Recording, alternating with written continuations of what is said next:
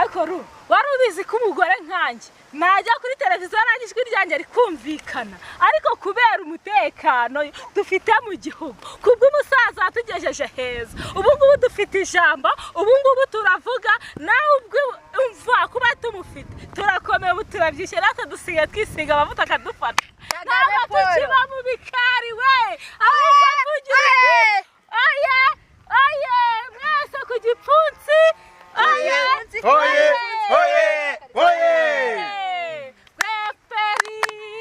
FPR umuryango w'abanyarwanda waraniye kera kuzarurenge maboko yakaza korera u Rwanda we kaze FPR urengera u Rwanda